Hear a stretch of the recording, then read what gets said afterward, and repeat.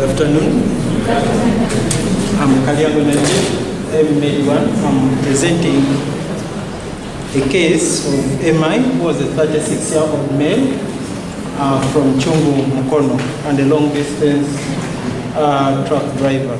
Was admitted at Chirudo National Referral on 12th of February this year.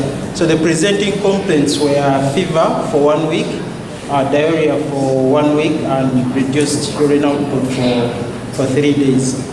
So it was well until a week prior to admission when he developed hybrid fevers, which were associated with abdominal pain, diarrhea, and vomiting. The report was vomiting after every feed and episodes of diarrhea about 5 times in a day, which were non-bloody, treated as malaria and GE from a private clinic with Coartem and metronidazole, but with minimal relief. So 2 days later, developed yellowing of eyes, passing T-current with reduced urine output. That was about half a tampeko, which is 250 mils in a day. Facial puffness and lower limb swelling. He also had exertional difficulty in breathing and easy fatigability.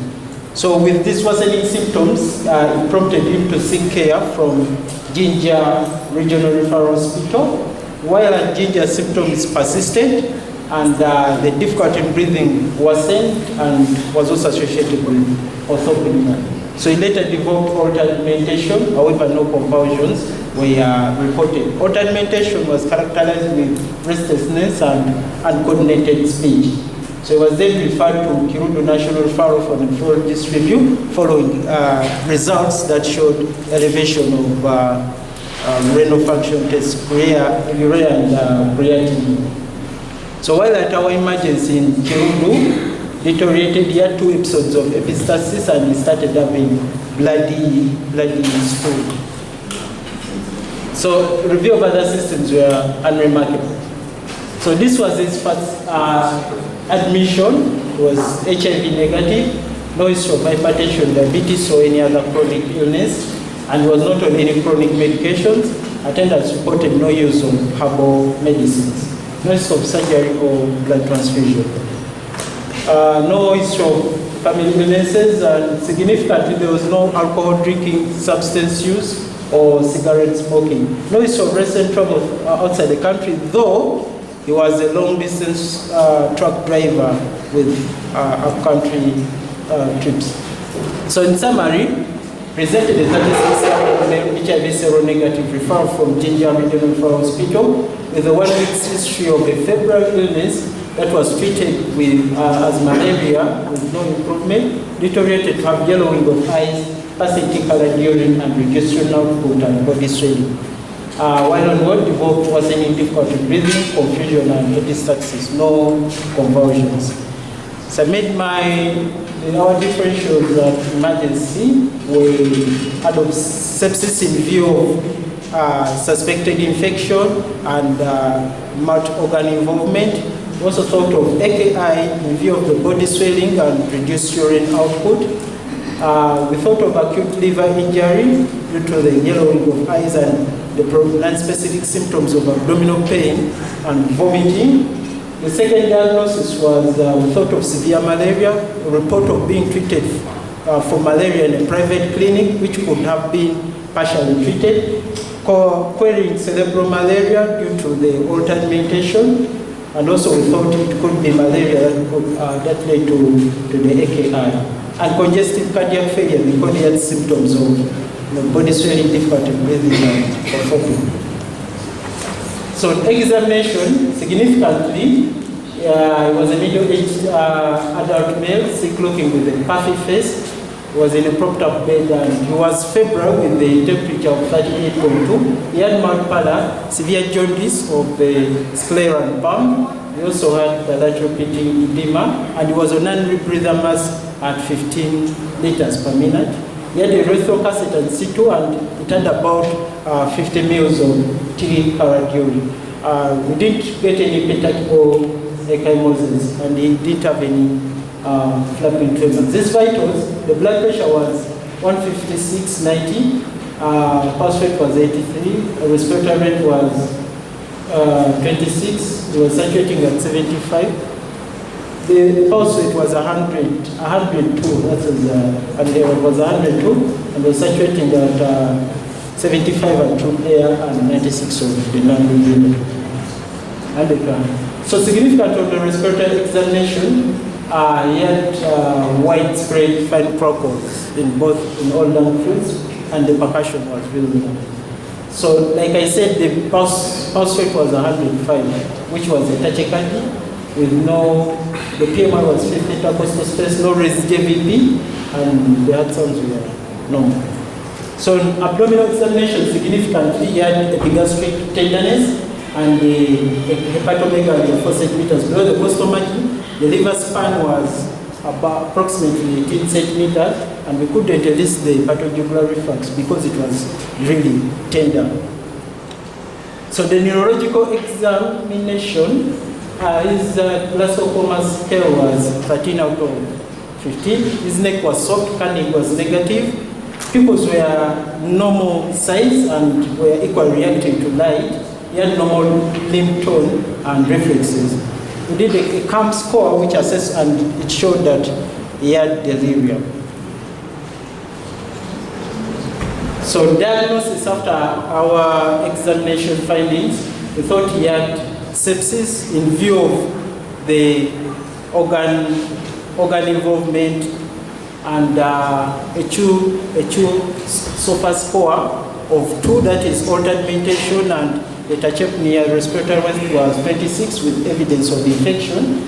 And we thought that it was associated with AKI, which had complications of uremic syndrome, gastritis because he had epigastric tenderness, and encephalopathy because of his altered mentation and reduced Glasgow Coma score. We also thought he had a coagulopathy as a result of the remia, bringing about the platelet dysfunction, because he had started having epistaxis, and also we thought so. And we thought he had a fluid overload with pulmonary edema due to the widespread fine procols of respiratory examination. So the second diagnosis, we thought he had acute liver injury due to the sepsis, and we thought he could be having an acute viral hepatitis, tender hepatomegaly, deep jaundice, and we also thought of a drug-induced liver injury, probably an idiosyncratic drug reaction to the previous medications used. And we thought this was complicated with a hepatic encephalopathy and maybe hepatorenal syndrome type 1. We still maintained our malaria as a partially treated one. So the investigations done at emergency, his RCT was negative. Blood slide for MPs and RDT was also, RDT was negative, RCT negative, and hepatitis B and C screening was also negative. We thought of doing hepatitis A and E, but we weren't able to do at our laboratory in Chirubi. So a complete blood count showed a leukocytosis of 21,000, predominantly neutrophilia. His HB was 11.5, but he had a normal platelet count of 279.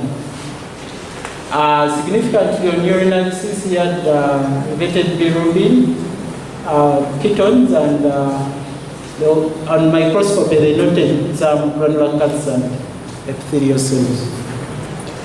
In renal function test, the serum urea was 7 times raised from the upper limit of normal, and creatinine was about 18 times raised. We did a real creatinine ratio, which was 16.4, suggestive of an intrinsic renal injury. Liver tests, we had elevated aminotransferases. AST and ALT were raised about 15 times upper limit of normal, and he had a direct hyperbilirubinemia. Serum albumin, shockingly, was 2.3, which we didn't expect in this acute illness, and the PT-INR was 1.7. His R value was 12.4, indicative of an hepatocellular injury. So it's significantly on the serum electrolytes, he had a hyperkalemia, mild of 5.7, and the bicap were 15.8 milliequivalents per liter. So while at emergency, the emergency team put him on oxygen, gave a dose of Lasix 40, and started insulin dextrose infusion to manage the hyperkalemia together with calcium gluconate, 10 mils of 10% hourly. Gave excellent 30 grams and lactose 15 cc. They also started rifaximin for the hepatic encephalopathy, 550 mg. They gave injection of vitamin K and tranexamic acid because of the bleeding, and they contacted us, the nephrology team, and cancelled the family for urgent dialysis and ICU. On our review, we maintained oxygen therapy. We thought the 40%, the 40 milligrams of Lasix which were given was low, so we increased the dose to 120 milligrams BD, and then maintained the dextrose infusion, dextrose insulin infusion, calcium gluconate, increased the dose of lactose to 20, maintained by excellent, continued rifaximin, decided to start antibiotics PISA, loading dose of 4.5, and then renal dose again to 2.25 TDS, but after taking off blood samples for culture and sensitivity. So we also started BiCAP, 150 milliequivalents of sodium BiCAP in 1 liter, cancelled the family for urgent dialysis with ICU. So he was initiated on hemodialysis that evening, but after one session of dialysis, he passed on while on wards. So our take-home point, the prevalence, morbidity and mortality due to AKI among sepsis patients in Uganda is very high, and limited access to dialysis and ICU care is a major factor in poor outcomes for these patients. This was a conclusion for the study done by Dr. Peace Bagasha, Dr. Kajesula Robert, Dr. Emmanuel Sekasampo, and Dr. Fred Nakwagala, and was published by DMC Nephrology in 2015. Thank you.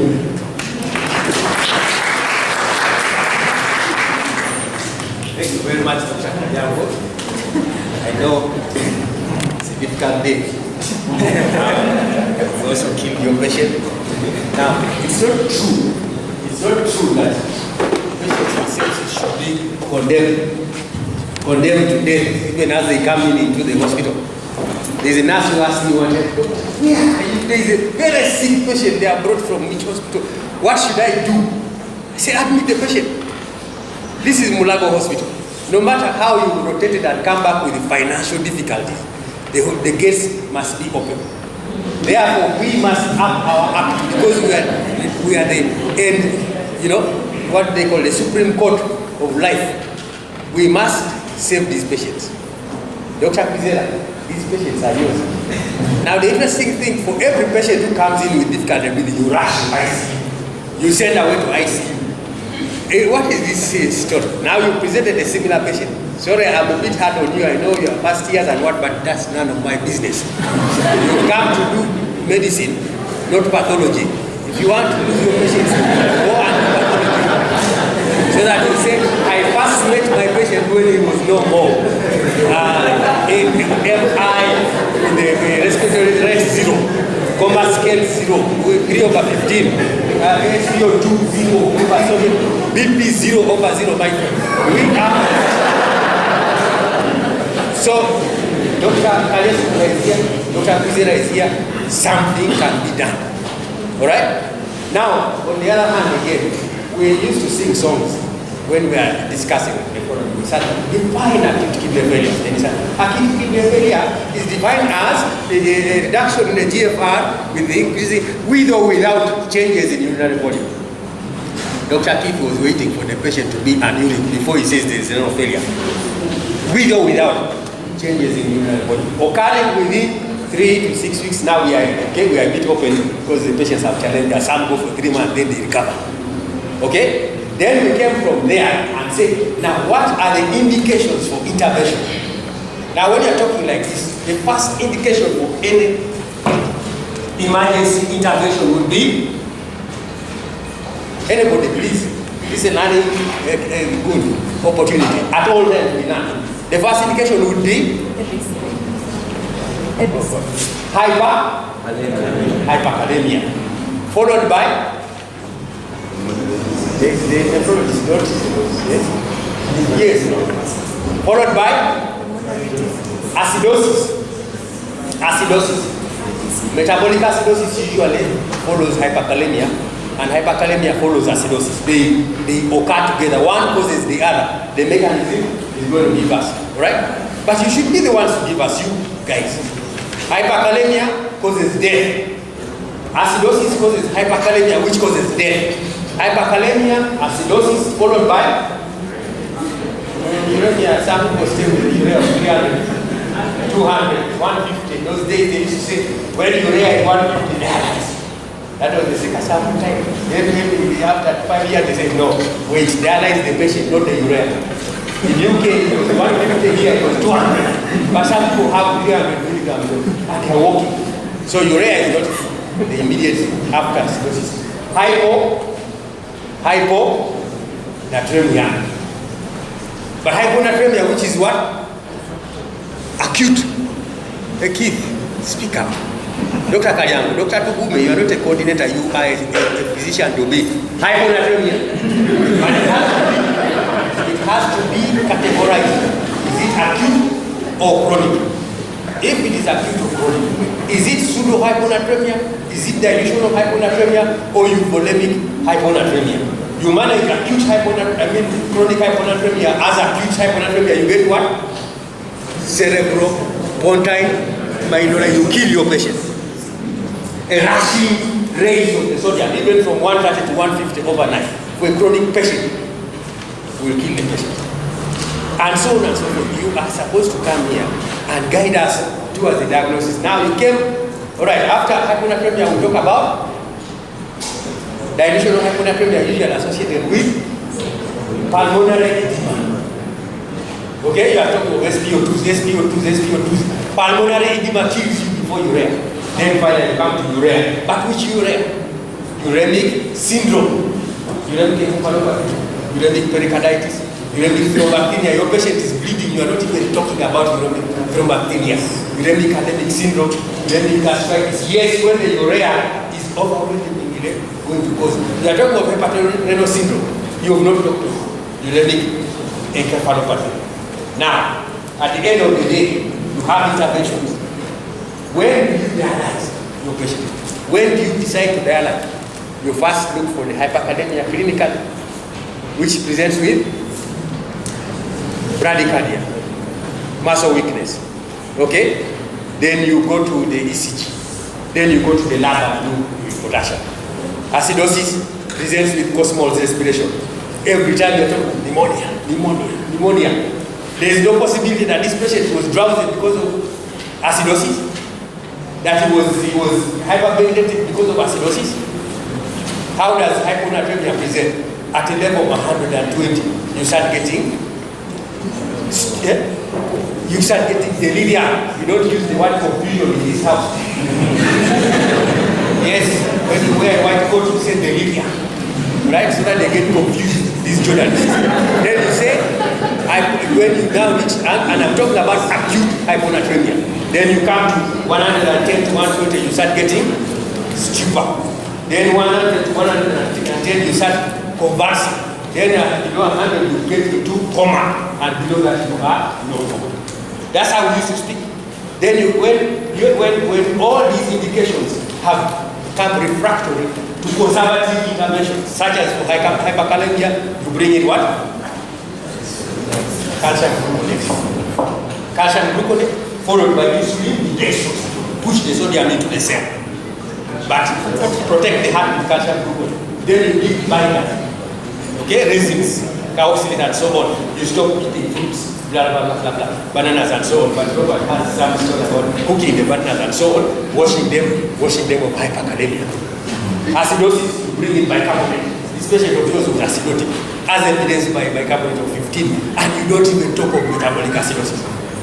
Yes, I know Dr. Pio's liver causes hepatorenal failure, due to which injury?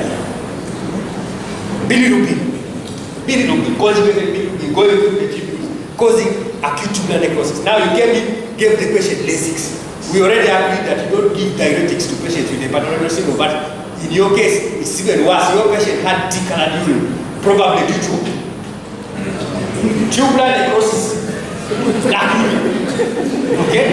With the casts, we don't even talk of the active sediments. We are talking about cellular casts, tubular casts made of total small protein, and they are there 5 cells per hybrid and more. You everything yourself with the decolored urine, which is counted tubular necrosis. And all the evidence there, sepsis, malaria, and what have you probably given you. Now, how do you give Lasix to a patient with tubular necrosis? Where is it going to work? Lasix must work on the tube, on the luminal side of the tube, on the sodium potassium 2 chloride co-porter. That's where it's transferred, bound to albumin. 99% bound to albumin. It's not filtered. It is secreted by the active cells or the cellular lining of the tube. So tubular necrosis, do not give Lasix. Now you kept on upping the dose until it goes deafness. You keep your patient, and your patient died when they were deaf. Because Lasix is just accumulating that molecule. And Lasix is a patient who is hypoalbuminemic, who is having tubular necrosis, where and who perhaps has hepatorenal syndrome. What are you doing?